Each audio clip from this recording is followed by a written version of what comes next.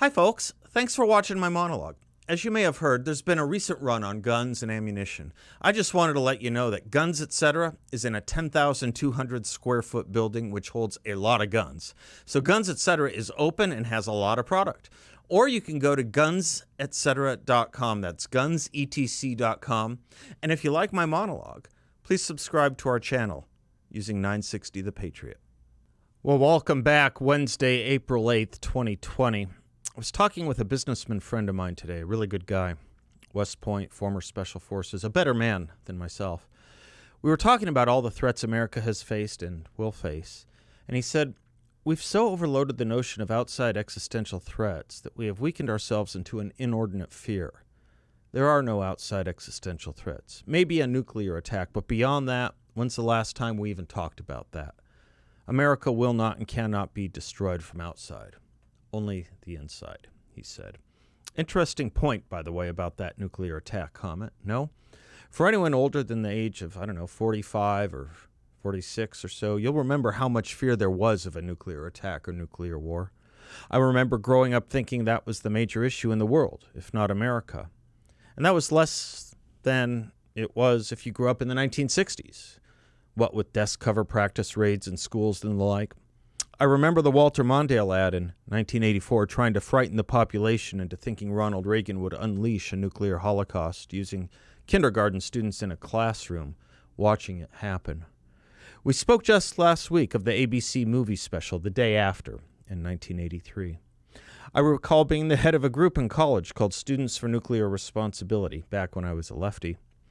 And my call with my friend reminded me of how prevalent that was not so long ago. And now, when's the last time, other than, say, on this show, you've heard talk of nuclear war? The fright, then, used against Republicans like Goldwater and Reagan, was massive, and a massive political tactic. It worked against Goldwater, didn't work against Reagan. But the larger philosophical point I drew from all this in my friend's comment was what Abraham Lincoln said in 1838, when he was only 28, in his famous Lyceum address. He said, quote, "At what point, then, is the approach of danger to be expected? I answer, if it ever reach us, it must spring up amongst us. It cannot come from abroad. If destruction be our lot, we must ourselves be its author and finisher. As a nation of free men, we must live through all time or die by suicide. Only we can destroy ourselves." Lincoln was so very poetic about this, saying, quote, "At what point shall we expect the approach of danger? By what means shall we fortify against it? Shall we expect some transatlantic military giant to step the ocean and crush us at a blow? Never. All the armies of Europe, Asia, and Africa combined, with all the treasure of their earth, our own excepted, in their military chest, with a Bonaparte for a commander, they could not by force take a drink from the Ohio, or make a track on the Blue Ridge. Not in the trial of 1,000 years.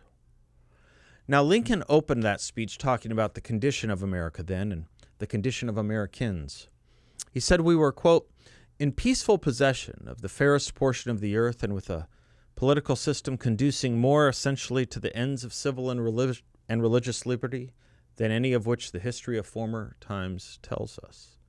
But," says Lincoln, "we toiled not in the acquirement or establishment of them. They are a legacy bequeathed us by a once hardy, brave, and patriotic, but now lamented and departed race of ancestors.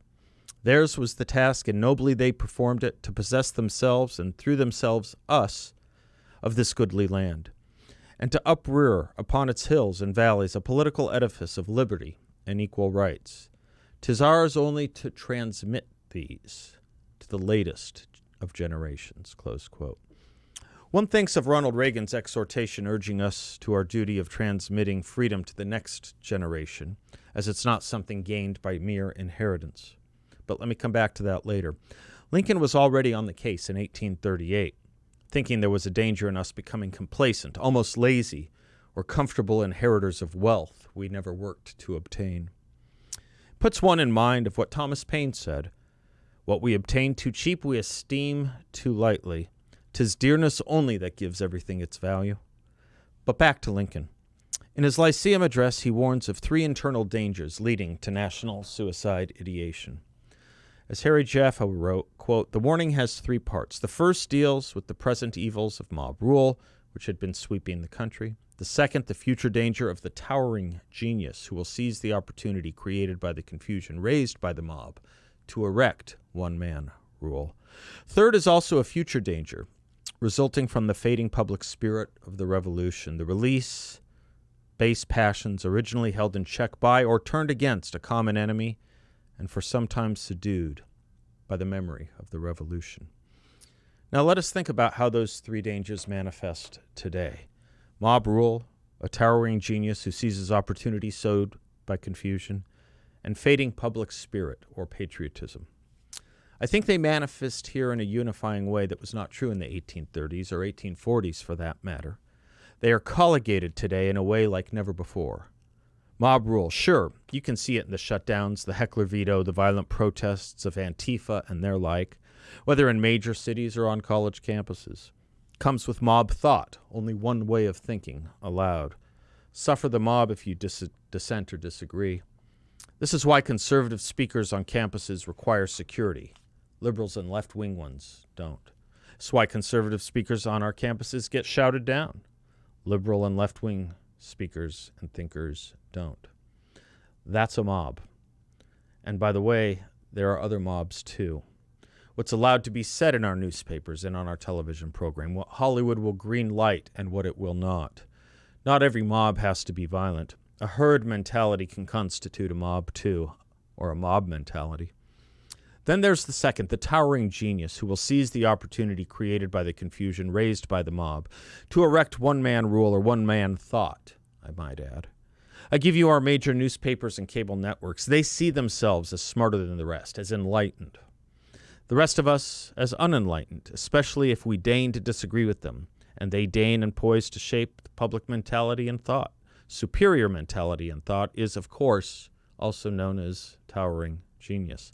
The rest of us who dare think independently, like Harrison Bergeron, let us say in that great Kurt Vonnegut story, we need our consciousness raised. They are enlightened, we need enlightenment. Consciousness raising, a more Marxist thought there could not be. Then there's the third ingredient in this strange brew, this toxic confluence, this colligation using Lincoln's formula. The fading spirit of the revolution, the release of base passions originally held in check by or turned against a common enemy and for some time subdued by the memory of the revolution, as Lincoln put it. It's been going on for some time here. In the 1960s, it was the spelling of America with a K instead of a C to invoke 1930s Germany.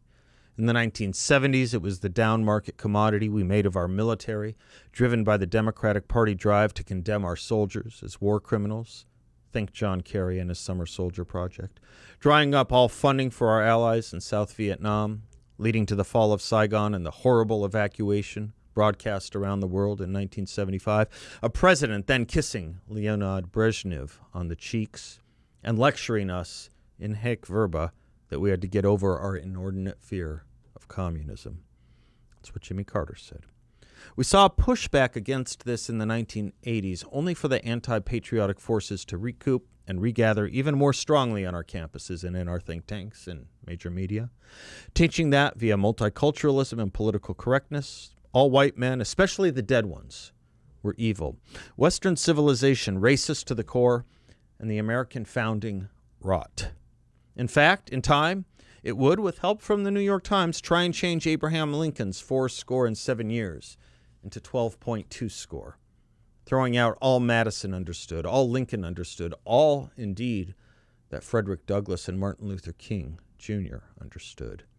In fact, King was replaced with Malcolm X as the civil rights hero of the young and the professoriate because he hated America, while King loved it.